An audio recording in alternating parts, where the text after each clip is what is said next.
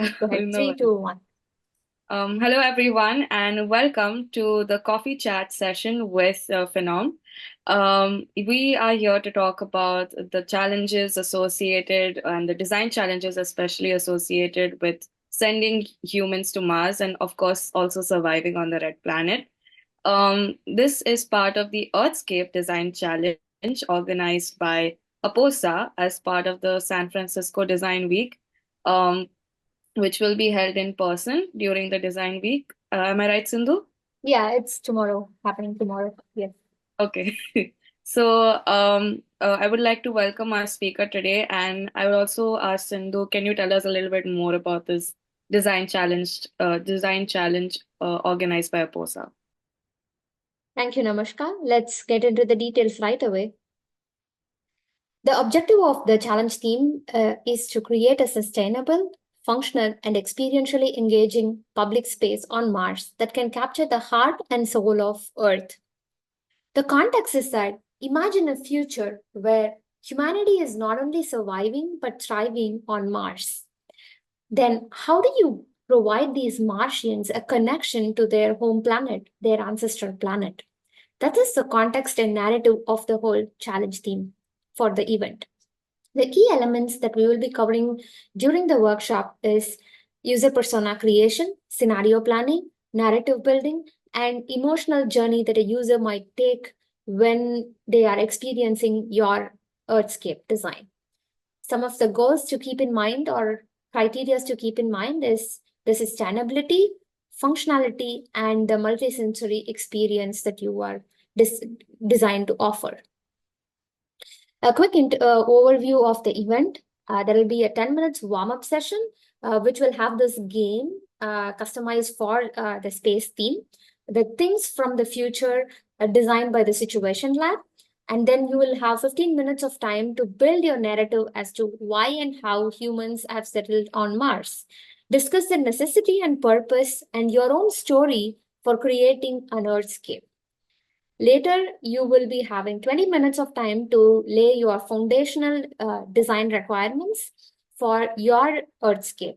This will also include user persona creation, emotional journey, emotional impact diagram, and how are you achieving your functionality.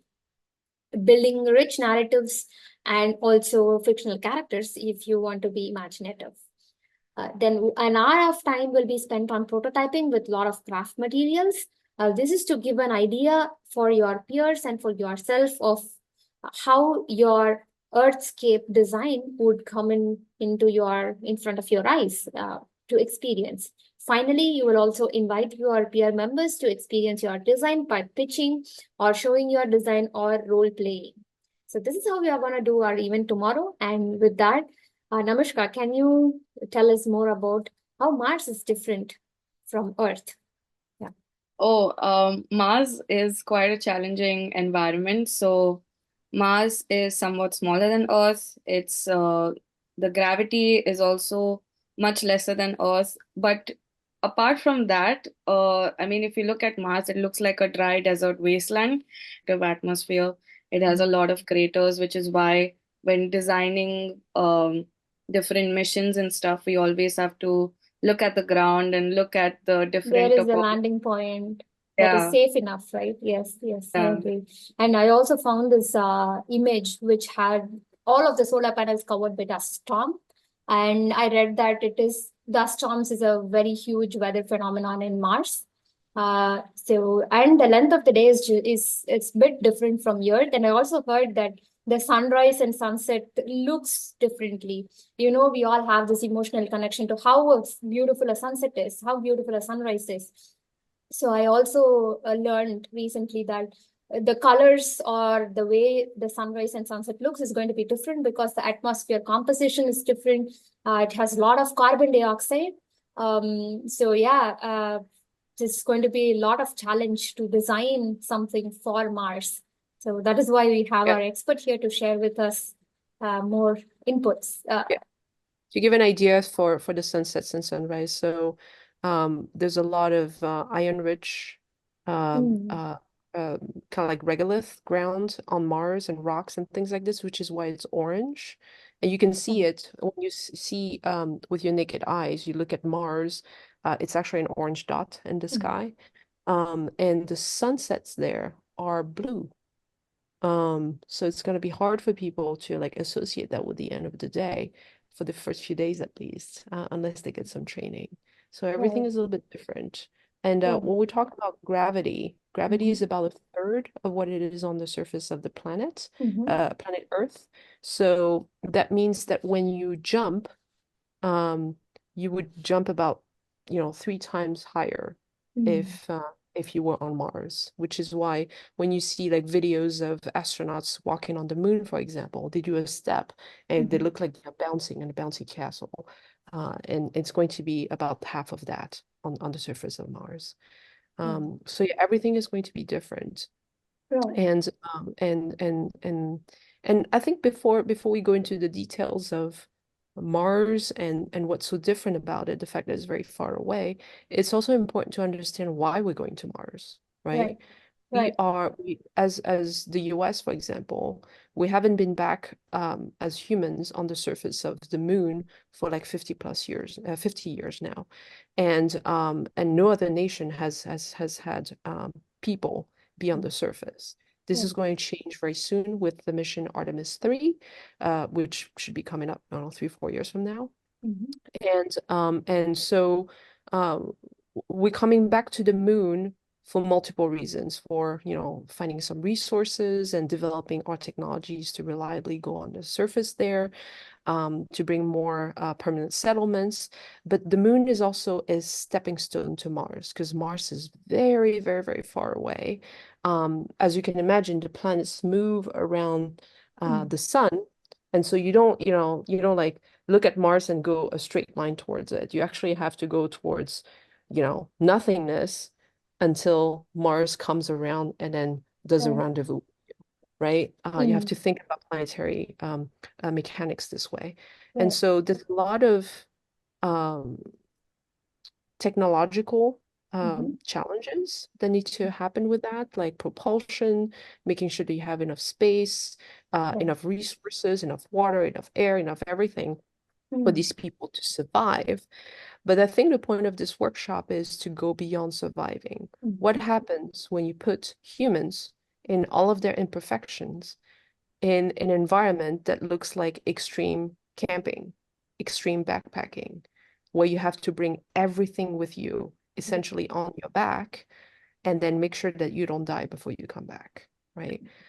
Another aspect of Mars that I think a lot of people are not aware of is um, the missions have to be quite long. Mhm. One, because the distance between the Earth and Mars is long, but because the planetary mechanic forces us to stay on the planet for a long amount of time, Right. which means that, as of now, the Mars missions that, we're working on are um, are going to be 6 to 9 months to get there, 1.5 year on the surface of Mars, and then 6 to 9 months back. That's between 2.5 and 3 years back and forth, right? So imagine you have a crew of 5, 7 people, whatever, and you have to send everything that they need Mhm. for that 2.5, 3 years. And on top of that, one aspect of space that is very important is the fact that everything is determined by weight and volume, right? Weight because the amount of weight that is taking off from planet Earth is money, right? Mhm. Is more propulsion, is more volume, is more rockets. And volume because everything has to fit into payload fairings aboard Right. rockets, Right. right? You can't have like this giant fancy villa that you put on top of a rocket and then just like landed very safely on the surface of Mars. That's just not going to happen. Not yet, right? So these are a little bit of the background of all of this. But like to come back to the question of why Mars, we're explorers. Humans Mhm. are explorers, right? Right. It's very hard for people today to think about how hungry we are for exploration, but without exploration, we wouldn't have, gone around the earth and, build a new world or explore different cultures or travel uh, casually aboard airplanes. We have this thirst of all of this, but also traveling in farther and farther in the universe is going to help us solve a lot of sustainability problems. Because as I said, you have to send everything with yourself. You have to reuse a lot of what's going on, and that's going to teach us a lot about how we should be treating each other and treating this planet here back on Earth. Right, right. Yeah. There are so many different things that you covered, from sustainability to technology to how it is inside of us to explore, to be an explorer.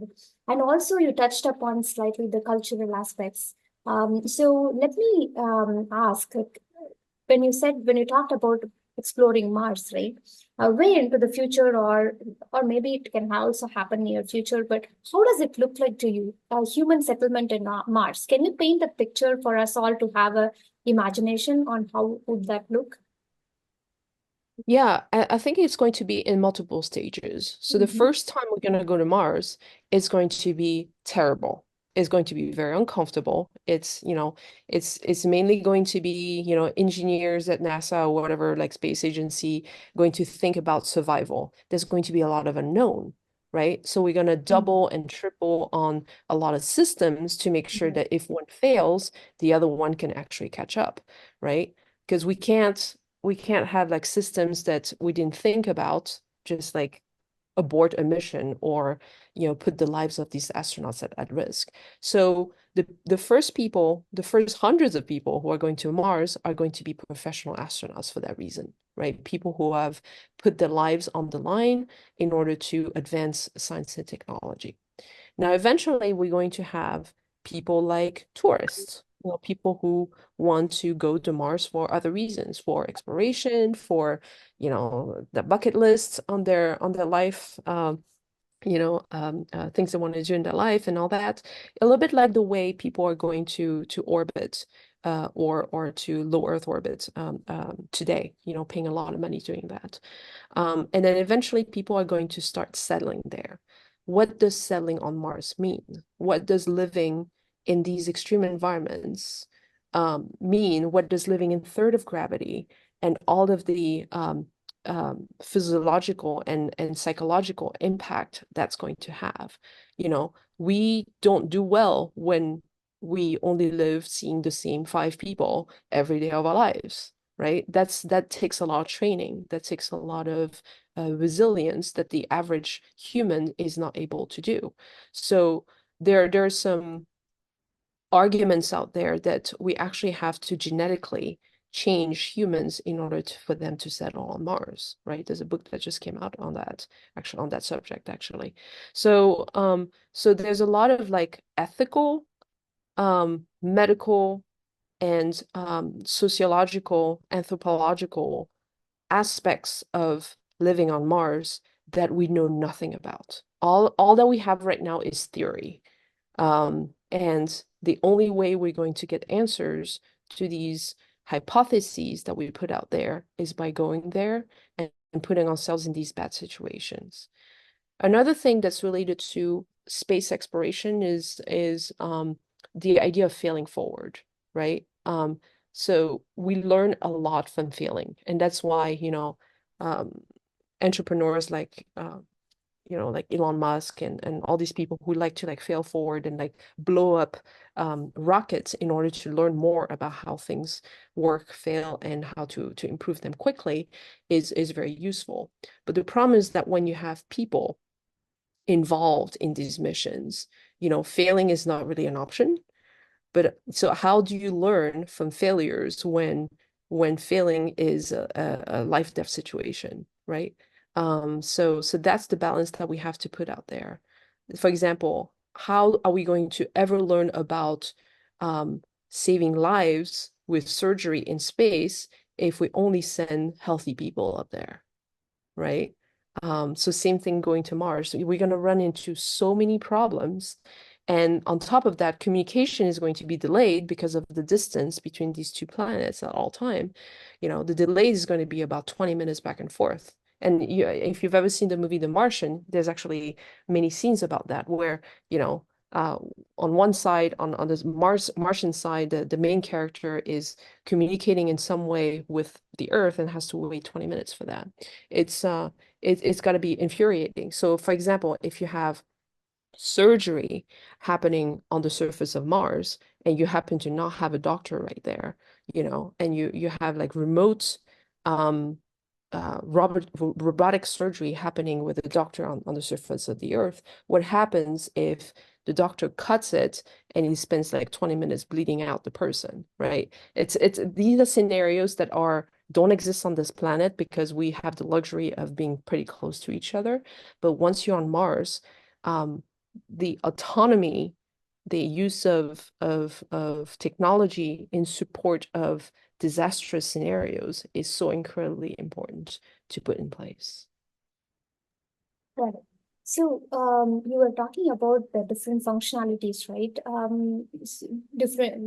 In different stages of our settlement in Mars, the functionality of the community as well, it changes. Initially, there might be just 100 of healthy people who set up the base, but then when they grow, when it is actually livable, when there are a lot of livable habitats around there, things are going to change. It could be tourism, it could be something else. So, like you said, that could also be bucket list for someone to go there. So, how do you see the functional requirements of buildings or habitats over there change from phase to phase? So the way you design a habitat in space, you kind of have to think about what makes us be alive on this planet, right? Number one is pressure, right? If you don't have the right pressure, you will basically die in a matter of few seconds. And so that's something that's invisible, so it's very hard for people to like understand what it takes to have the proper pressure. And you can see it on airplanes, right? Like the cabin pressurization, depressurization, and things like that. The same thing has to do with space travel and the settlement on a planet that has a different level of pressure than the surface of the Earth. So that's number one. Two is what we breathe, right? We breathe a mix of, nitrogen and oxygen and CO2 and a bunch of things like that. So, and some of it we'll have to bring from Earth in order to make sure that the purity and the quantity is adequate for the length of the mission. And some of it we're going to use from local resources. And so you can, extract water, extract methane, extract a lot of things from the rocks and then process them in order to create these compounds that can then be mixed with whatever we bring from Earth in order to create a healthy environment. That can be water as well, right? Like one of the reasons why we want to land on the pole of Mars is because we know there's water there. And you can melt water, you can transform it into many different components that are essential to our well-being. So that's number two. Number three is protection from radiation. So when you are on the surface of the Earth, you are protected by the Earth's magnetic fields. You also like when depending on how high you are in the atmosphere, you might have like some layers of atmospheres that are also protecting you. It's very different on Mars, right?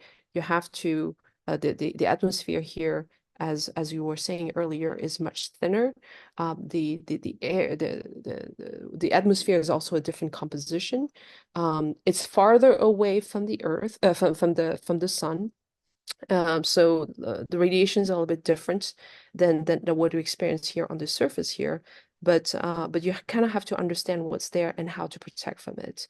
There are different ways of protecting from radiation. You can use like different types of materials. I won't go into details. I can get very nerdy.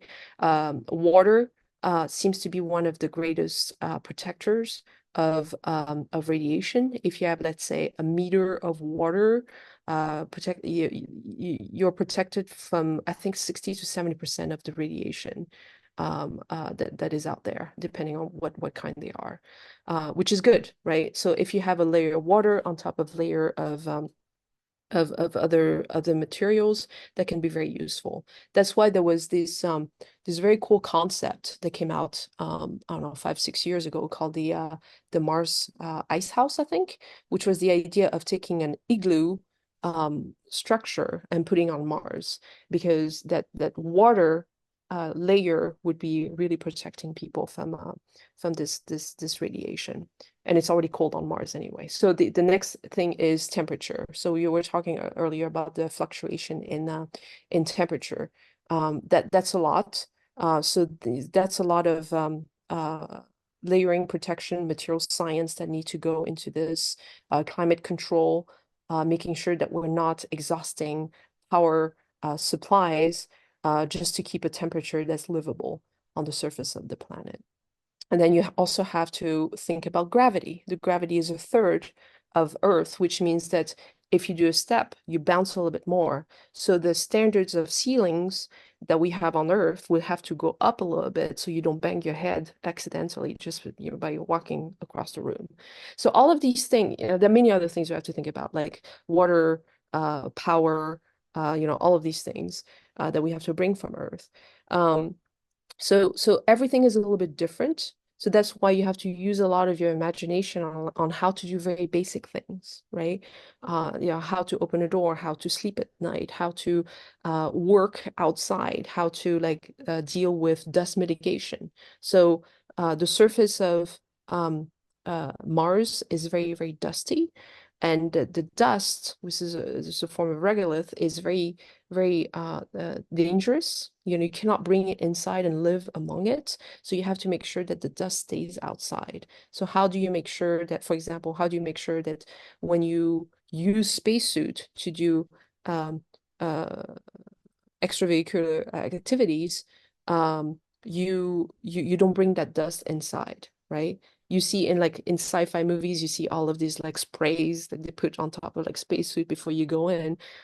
We don't have a technology that is reliable enough for us to do that quite yet. We can get rid of most of it, but then the last 5% can actually get in your lungs and then shred the inside of your lungs and make you very sick, on top of the radiation and all that. So yeah, that's a lot.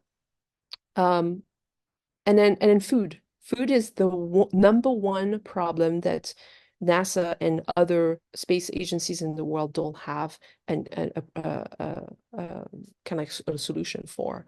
Because right now, what we're using for the International Space Station, right, for example, is ready-to-eat food, which is what you see in the military. You open the pack and then you heat it up and you eat it. That's a lot of weight, especially water weight. And then one thing that solves the water weight problem is freeze-dried food. So that's basically food from which we have removed 96% of the water and put it in hermetic packages. So you use these packages, you either eat the food dry or you rehydrate it with tepid or warm water. It's not super appetizing. I would say that after 3 days of eating this, you're done eating it. So imagine eating that for 2.5 to 3 years. The problem with freeze-dried food is that the way it is designed right now, removing 96% of the water, the shelf life guarantee is up to 2.5 years, depending on what food it is. And the Mars mission is actually longer than that. So we actually don't have a solution for that. I have ideas about how to do it because I'm talking to companies that have developed concepts that can be very useful, but that's it, right? So and there's a third thing that people aboard the International Space Station have access to, which is resupply food. So every time there's a rocket coming up and docking into the International Space Station, there's fresh fruit, fresh salads, fresh whatever that comes in that usually lasts 3 or 4 days and then it's over, right? When you go to Mars, which is way far away and way longer, you don't have access to any of this. And so we have to think about ways to not only send what we need, but also supply all of this with fresh food that can be grown on site, whether it's in the Crew Transfer Module, which is a rocket that's going from the Earth to Mars, as well as the habitat that you're using on the surface. By the way, the Crew Transfer Module and the habitat are not the same modules. You're kind of transferring from one place to another for safety reasons. So yeah, how do we grow food on Mars?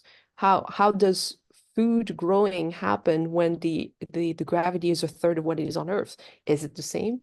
Is it better? what kind of resources, what kind of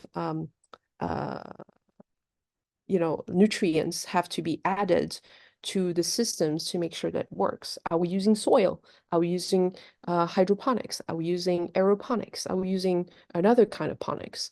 These are the type of learnings that we're going to have to do a lot of in order to ensure that we create kind of like the infrastructure that will make living on Mars possible in the future. And of course, everything I'm talking about is very basic. So we're going to do this from the first missions. And then eventually we're going to build bigger and bigger infrastructures, right? We're going to build roads. We're going to build landing and launch systems around the habitats. We're going to build multiple clusters of habitats. We're going to build perhaps a giant greenhouse that's going to grow all of this and create oxygen and et cetera, et cetera. So one thing that's pretty cool about building a settlement on Mars is that we have to rethink all the systems that make our life even possible on this Earth and recreating them one by one in space. Yeah, that's very true. Actually, there is also this concept that NASA keeps um, applying in its missions called in situ resource utilization, Yep. ISRU, which is ensuring that that there is maximum use of resources of a planet. But also there is sustainability on the other end, which ensures that we need to have minimal environmental impact.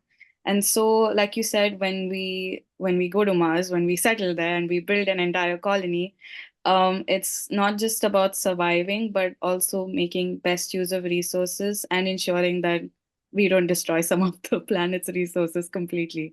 So, in that, what kind of key principles do you see being involved in, or what do you think should be involved when it comes to space architecture, designing these habitats, once we are there to ensure this minimal environmental impact but maximum resource usage?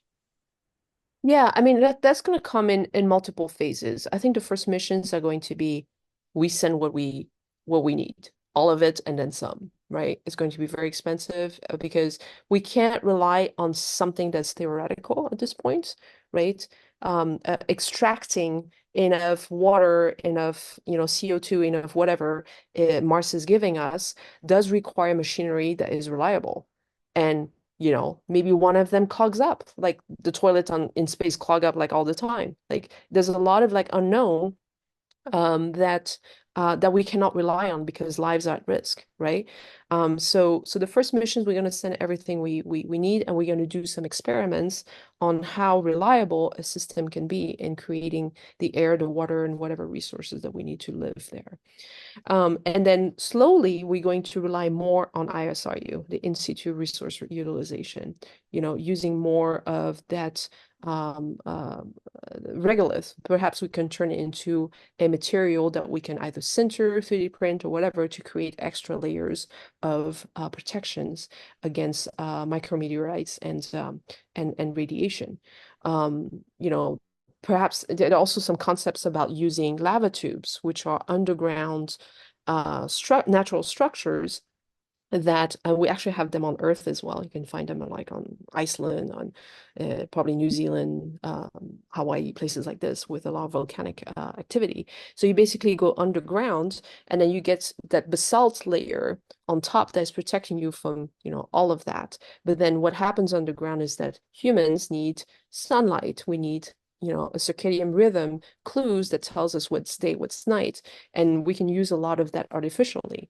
We also have to think about robotics. So a lot of, people think that, oh, we're gonna go with like 5 people and then build everything. Like nobody's gonna do that, right? Like, because you're gonna use a lot of robots. You're gonna probably send a bunch of robots on the surface of Mars to create a lot of the infrastructure before we send anybody there. That would make a lot more sense and really test the ground. Like moving on Mars is rough. I don't know if you've seen the, pictures of the rovers that are there. all their wheels are like messed up because it's very rocky. The regolith is very shardy. You know, it's a very rough environment, and a lot of the materials that we are artificially manufacturing on this earth are designed for the environment that we know, that is right here, that we can test very easily. We haven't sent that many things to Mars, so there's a lot of unknown. So yeah, you know, collecting the data, doing a lot of experiments, and making sure that we have a plan B, plan C, plan D, plan E for everything that we do when it comes to in situ resource utilization is going to be very important. And comes a time where, you know, the sustainability of the systems that are going to build the foundation of that city, or that the compound where humans are going to live, what we want to think about as designers is, how do we stop surviving there, right? When I wake up in the morning, I don't want to have to worry about, do we have enough oxygen? Do we have enough water? Do we have enough shielding? Do we have enough this and that? I should think about, how am I going to be more productive? How am I going to be taking care of my mental health? How am I going to, you know, connect emotionally with the people around me and the people back on Earth, right? The things that really humans should be thinking about. And in order for that to happen, the whole infrastructure has to be a lot bigger, a lot more reliable, and a lot more friendly to the human than a lot of what's designed out there. That's actually very true. And obviously, like, even um, living on Mars is going to be like, surviving on Mars is easy, but living on Mars is going to be a bit of a challenge, Yeah. comparatively, because there's human psychology as well. You know, you're in a new environment, you're in a different environment completely, and everything that is somewhat familiar to you is now unfamiliar. And it's not just you can take a car and ride back home. It's Yeah. going to be a long way there. And so, how do you think, how close can we get to mimicking or designing these Earth-like systems? Like you said, when we live in lava tubes, there's definitely not a hint of sunlight that's going to be there, and it's going to affect our circadian rhythm and other things. So, how close do you think we can go to designing these different Earth-like systems that we're familiar with so much on this planet? I think Earth-like is going to take hundreds of years. Of course, it's very difficult to figure out, you know, how quickly things are going to happen.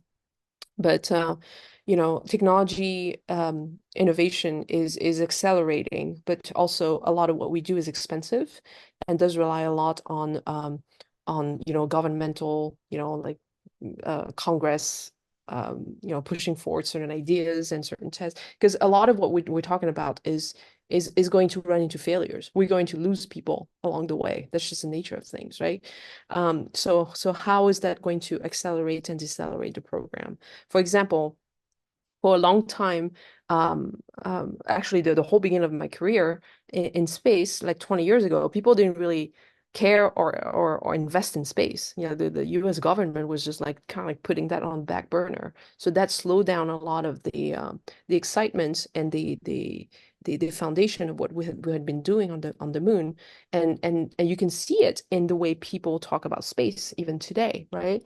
They're like, oh, you know, we haven't been back to the moon for like 50 years. Like, you know, did it even happen, right? That's why you have a lot of conspiracy theory coming out. But when you have a level of excitement that is supported by economic flourishing, that is accelerated by research that can actually change people's life on this planet for the better, right? Research in longevity, research in cancer, research in you know, new materials and physics and crystals and all of that.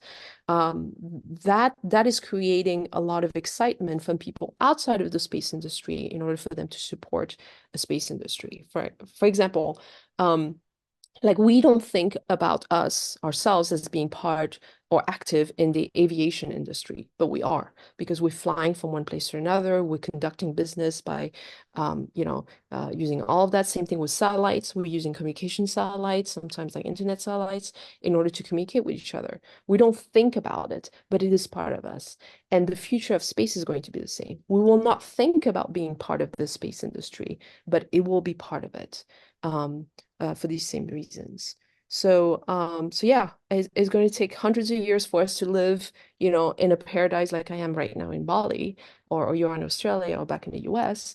But it's also going to be very different, right? Is it going to be better or less good? I think it depends on the standards of the times, right? Our standards are evolving all the time. My standards are very different from they were 5 years ago, 10 years ago, 20 years ago. So who knows what the standards of life is going to be, 20, 50, 100 years from now.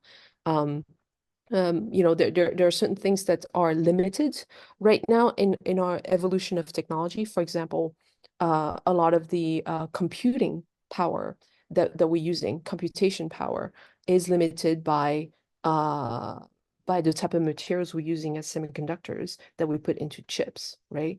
That's due to physics. You can grow silicon crystals up to like 6 inches on this earth, and that gives a limitation and all that. So if we think about technology that's burgeoning right now, like quantum computing and things like that, they are slowed, AI, they are slowed down by this physical limitation that is due to the fact that the Earth's gravity is a certain way.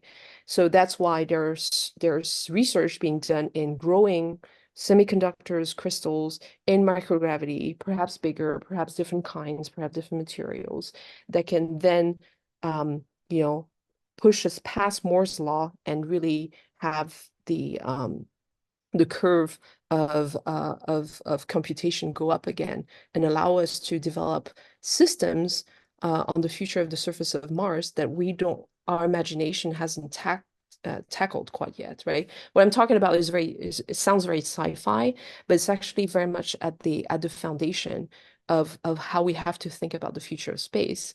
If we want to evolve it from the way we're thinking about the future of, living in low Earth orbit or the surface of the moon, because it's a different beast. It is definitely. I kind of agree with you. It kind of seems like so far-fetched, like building that Earth-like paradise on the red planet, which is already like a geologically dead desert. But while that happens, and I mean, it's a long way till that happens, when we first go to Mars, when the first humans, or when we're just starting to build up our settlements, I remember once someone told that, there is going to be a different in how we are going to celebrate our festivals and stuff, because some religions depend on the moon, but we don't have one, but we have two moons, and it's not even our moon. And so there's going to be a shift in how, the culture that develops on the red planet, the culture of, let's say, the new Martians that are there on the ground. So do you see any, changes or something new that you think could, come about in the mindset and the culture of the people who are building that society on the red planet? Absolutely. This is a very important question that I wish more space people thought about. I mean, it can be as simple as the day, right? We're used to a 24-hour cycle day on this Earth because of the way the Earth rotates and all that. And on Mars, it's like 25 hours and some Yeah. minutes. So it seems like it's close, but you have to realize that you have to compound that. It's not like jet lag where you go to a different place, you change to different hours, but the day is still 24 hours. So that's why after 3 or 4 days, you're back to normal. You're basically taking your biology that's been here for like, you know, millions of years, saying to you, this is daytime, this is nighttime, these are the seasons, and this is how it changes throughout the year, and changing that compoundly. And that's going to take a toll on you, right? And that's why there are some talks about modifying humans genetically in order to help support with that. So that's going to be difficult. And like when you look at the history of civilization, humans have, started in Africa and have migrated in different parts of the world at different times throughout the history of humanity. And everywhere we went, we took the resources that were there and we created our belief system. We created the resources that we need. We've created the food that we have access to and that we like, and the ceremonies that actually make sense with all of that. And so I believe that once we go to Mars, it's going to be similar. We're going to create 25-hour day ceremonies. We're going to, maybe have a work-life balance that is different there than it is here due to that fact. We're going to have holidays that are related to the fact that our Mother Earth is very far away, or that the moons are different, or that the landscape is orange, right? The fact that our planet is blue has an impact on us emotionally, right? That's why when you see a picture of Earthrise, it's like this like environmental kind of like focus, like emotional bond that's happening with this planet, even though it's very hard for us to understand how big or how small it is. And same thing for Mars. If you grew up on Mars and everything you saw around you was like kind of orangish, do you even see it as orange? Right? At that point. And what do you value? Do you value the volcanoes, or do you value the water that you don't have? Right? Do you value the artificial gardens that we put in the corner, or do you value the natural landscape? Everybody will have a different sense of belief and value that is going to kind of like dictate how they make decisions in their lives and how they evolve the technology to make their lives more comfortable every day. So yeah, it's very important. But before we get there, because what I'm talking about is like hundreds, probably at least 100 years in the future, we have to think about what we import, right? That's why, sending a bunch of, white dudes who eat like meats and potatoes to Mars for like mini missions is not going to cut it. We need to send people of different cultures that have different, belief systems, that have different traditions, that are different colors, different genders, different sexualities, different this and that. And that is going to create a baseline that is more welcoming to the rest of humanity, right? And that's actually a problem we're running into right now, right? When, for a good 40 years, 30, 40 years of the space industry, we're just sending a bunch of white dudes with the right stuff. And what is the new right stuff? The new right stuff is inclusive. The new right stuff is aware of people's differences. That we are in the middle of creating hyper personalized technology and care for each of us, right? What if I go up there and I'm diabetic, right? Is there anything that can be done for me, or are we just going to push the problem away until we run to a situation that is life and death and we're forced to innovate on it, right? There are certain subjects that are for some reason very taboo in space, like drinking alcohol in space is taboo. Why? I don't know. Having sex in space is taboo. Why? I don't know, right? It's, eventually we have to think about reproduction. If we want to settle somewhere, settling means that you have to like have babies and, have them raised in that environment. How do we have babies in an environment that has zero like microgravity during a time and then a third of the Earth's gravity for another time, right? Does that do anything to the development of a fetus? Is that even possible? Do you need some help? Do you have to like grow the fetus outside the body using ectogenesis technology? Whatever it is, we don't have answers to any of the things I just talked about. The only way we'll get there is by trying it out and making sure that we're doing it in an ethical way, based on the morals of the time, but that we're also making sure that we're doing it for the right reasons. Yeah, that is kind of insightful. I never thought about when the first Martian babies are born on the red planet. And obviously, when they grow up, the red planet is the only thing that they will know about their whole life. And it was rightly said that in all these years of space exploration, we have been sending humans that are actually not a group of humans that are not representative of our entire humanity. And so when we go to Mars, we need to send people that are representative of not just one, but the entire human species. And so they will all bring a little bit of us with them to Mars. But these babies that are born, these Martians that are born, they are not going to know anything about Earth.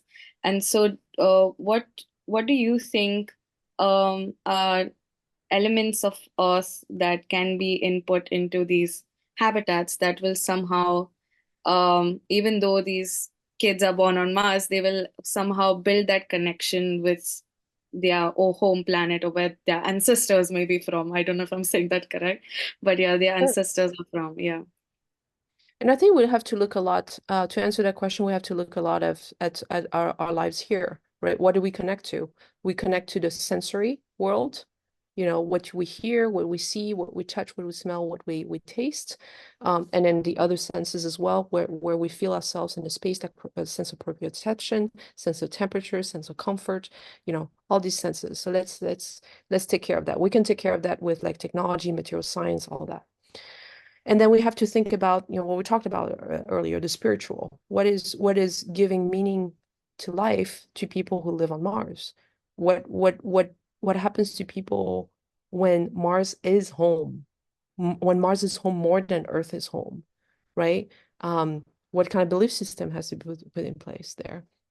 So, and really coming back to mind, body, and spirit, right? Like the balance between the three, making sure that you are living a conscious life, that you're not, you're living in safety, and all that is so incredibly important. And everything is like compounded there, right? War on this planet is horrible enough. War in space is going to last a very short amount of time, right? If someone like breaks some like ceiling that's like full of oxygen and there's a bunch of people inside, that's going to last like 5 seconds, right? So how do we think about putting in place policies that prevents disasters from happening? Another thing is that right now we're working in like certain space agencies are working collaborations, right? Where, for example, NASA, ESA, JAXA, whatever, they're working together, and then the Chinese are working with the Russians. And what happens if I'm, in an American spacesuit and I run out of oxygen and I happen to be like a throw stone away from like a Chinese habitat on the surface of Mars, and I want to plug in my oxygen plug, but it doesn't fit because it's not the same plug, and I die because of something that stupid. Think about things like this, like how collaboration can actually help all of us and accelerate um, the development of a very complex living system that will make settlement a lot better there. But at the same time, a lot of people in space have this like very idyllic Star Trek future way of seeing things, where they're like, oh, people in the future living in space are going to hold hands and be nice to each other and this and that. And I just want to throw up when I hear that, right? Humans are what they are. We just have to work around it. And the best thing we can do is to create an infrastructure of living space that allows us to be human, allows us to do very dumb things, but also not kill everyone when that happens. Yeah, that is quite something to think about. That, when going to Mars is not just thinking about in one direction of, oh, what technology are we going to have? Are we going to be able to survive? It's like law and culture and policies, and you're building a whole society from like scratch. And so take it's going to take time, but it's also going to take everyone that's there. We need everyone, not just scientists and engineers, but thinkers and people like you who are envisioning this future so others can make it a reality. And so, Yeah. yeah. Another point I wanted to make is kind of like learning from how we do things on this planet. So you have a lot of indigenous cultures that have been living the same way for like hundreds of thousands of years. They are evolving very slowly. The reason why we're evolving slowly is because they are noticing the patterns of nature and evolving with it, right? And that's why they put in place structure that is very sustainable that way. And then you have people like us who live, in highly technological worlds where we have expectations of things evolving all the time. And if you put any of us like in the middle of nowhere, we'll die within 3 days, right? So you have to like really think about how one feeds the other. There are advantages on both sides, and you have to think about what about the ancient wisdom should be brought to Mars? What about the new technology and all of these conveniences should be brought to Mars, and how they're going to work together? Because Mm. bringing one without the other is never going to make the system sustainable. That's true. That's very true. Like we covered so many different perspectives, and it is very important that people think about all of these aspects before they give too much weightage on one or the other. So technology might be going fast, but I believe that all of the other aspects as well should go hand in hand, and all of the other roles like different kinds, policymakers, designers, social welfare, all of the so many different kinds of role playing or roles should come together in establishing such a roadmap. I believe I have only seen more of technological roadmaps so far. I have hardly come across a multidisciplinary visionary roadmap where they also include what is it going to be. Like you said, we are not going to always be cooperative, so there has to be some system in place for all of the other aspects as well. I hope the roadmaps in the future encompasses as many diverse topics that you had enlightened us with as possible. Thank you so much, Nam. It has been so wonderful to talk to you. If you have any closing remarks, please feel free to add as well. I I will mean, I leave can it. talk about this subject forever, but I think what you just said is very important. Technology is one thing.